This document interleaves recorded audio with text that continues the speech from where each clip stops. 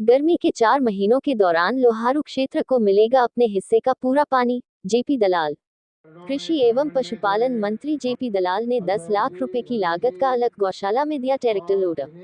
पहाड़ी माता मंदिर में की पूजा अर्चना कर सुनी लोगों की समस्याएं। कृषि मंत्री ने 75 लाख की लागत से बने सेठ श्री लक्ष्मी प्रसाद काजड़िया सामुदायिक भवन किया लोकार्पण। प्रदेश के कृषि एवं पशुपालन मंत्री जेपी दलाल ने कहा कि गर्मी के मौसम के दौरान 4 महीनों में लोहारू क्षेत्र की जनता को उनके हिस्से का पूरा पानी मिलेगा, जो टेल के अंतिम छोर तक जाएगा। पानी उपलब्धता की स्वयं मॉनिटरिंग करेंगे। उन्होंने कहा कि लोहारू क्षेत्र को खुशहाल बनाकर विकास के मामले में प्रदेश में अव्वल बनाया जाएगा। कृषि मंत्री श्री दलाल बुधवार को लोहारू क्षेत्र में जनसंपर्क अभियान के दौरान ग्रामीणों को संबोधित कर रहे थे। जनसंपर्क अभियान के दौरान श्री दलाल ने गांव पहाड़ी में सेठ श्री लक्ष्मी प्रसाद काजड़िया सामुदायिक भवन का लोकार्पण किया। कृषि मंत्री श्री दलाल ने अलग गौशाला बहल में करीब 10 लाख रुपए की लागत का एक ट्रैक्टर लोडर दिया ताकि गौशाला संचालन में किसी प्रकार की परेशानी न हो। कृषि मंत्री ने सिवानी व बहल कार्यक्रमों में जन समस्याएं भी सुनी। वे पहाड़ी माता मंदिर भी गए और वहां पर पूजा अर्चना की। काजड़िया भवन के लोकार्पण करते हुए श्री दलाल ने कहा कि समाज के निर्माण में दानवीर सेठों का बड़ा योगदान होता है। पूरे देश में अनगिनत चिकित्सा संस्थान व धर्मशालाएं, गौशालाएं दानवीर सेठों द्वारा संचालित की जा रही हैं।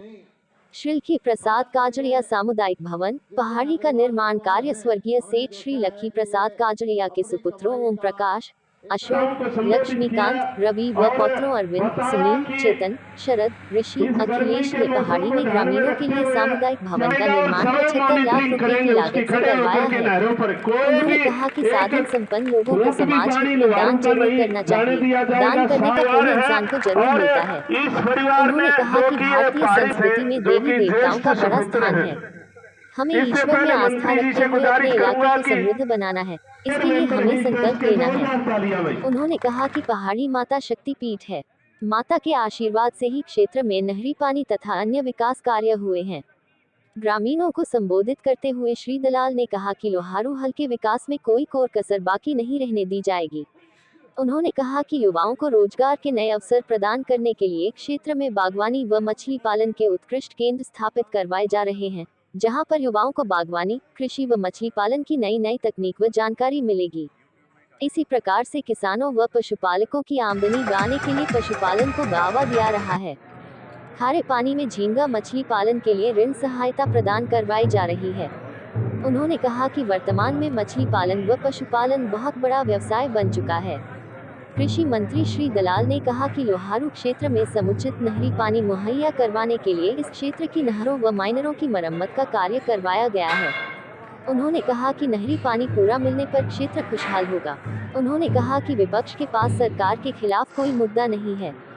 केंद्र व प्रदेश सरकार हर वर्ग की खुशहाली के लिए योजनाएं लागू कर रही है। जनसंपर्क अभियान के दौरान कृषि मंत्री श्री दलाल बरालू और नकीपुर में गए और शोक संतप्त परिवारों को अपनी सांत्वना दी। कृषि मंत्री श्री दलाल ने कहा कि प्रधानमंत्री श्री नरेंद्र मोदी के नेतृत्व में भारत आज विश्व के ताकतवर देशों में शुमार है। यूक्रेन और रूस के बीच युद्ध के चलते पूरा विश्व आज भारत की तरफ देख रहा है। इस युद्ध के विराम के लिए दुनिया को भारत ही एकमात्र विकल्प नजर आ रहा है कि भारत अपनी मध्यस्थता से इस मामले का निपटारा करवा सकता है। दरबार में मन्नत मांगी है, क्या मनोकामना मांगी है और क्या आशीर्वाद?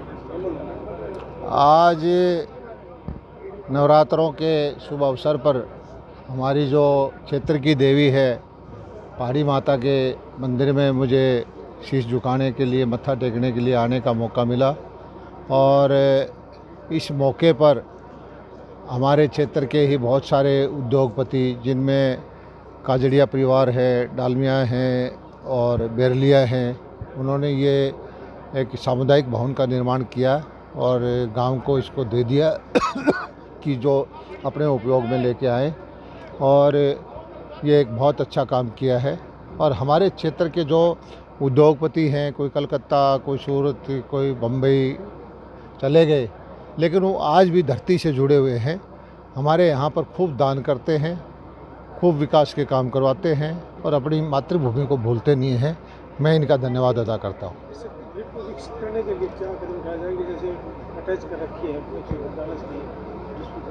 काफ़ी पैसा जमा है। नहीं, ये तो हमारे ग्रामवासी सहयोग दें तो हम जैसे चाहें इनके करने को तैयार हैं। ये जब आपसी मतभेद होता है तब ऐसी स्थिति आती है कि कोई सरकार के द्वारा कोई अधिकारी नियुक्त किया जाता है, और मुझे उम्मीद है कि मैंने ग्रामवासियों से प्रार्थना की है कि ये आपस में मिलजुल करके सहयोग करेंगे इस क्षेत्र के विकास के लिए। जब हज़ारों मील दूर से बड़े बड़े सेठ साहूकार तैयार हैं तो ग्रामवासियों को भी सहयोग देना चाहिए। गर्मी का सीजन आ गया है, पशुओं के लिए पीने के पानी के लिए काफ़ी दिक्कतें आ रही है, तो क्या कदम उठाएंगे? पानी की कोई कमी नहीं रहने दी जाएगी। अभी जो हमारी पीछे, क्योंकि पानी की सबसे कम डिमांड थी, इसलिए हमने नहरों के पुनर्निर्माण का रोहतक में या पीछे हेडरिच पे काम शुरू करा रखा है। अगले हफ्ते तक वो काम पूरा हो जाएगा और बारिश के मौसम में 4 महीने लगातार नहरें चलाऊंगा। एमएसपी से कई किस्म के भाव ऊपर चल रहे हैं, तो जो सरकारी जो खरीद है जैसे गेहूँ है और सप्लाई की जाती है, इसमें अगर दिक्कतें इस तरह की आएंगी तो उसको क्या करेंगे? मैं कृषि मंत्री हूँ, मेरा कोशिश यह है कि किसान को ज़्यादा पैसा मिले। मुझे इस चीज़ की कोई चिंता नहीं है कि कोई चीज़ सरकार को मिल रही है नहीं मिल रही है। मुझे इस चीज़ की चिंता है कि किसान के बैंक में, किसान के खाते में अच्छे भाव से कितना पैसा जा रहा है।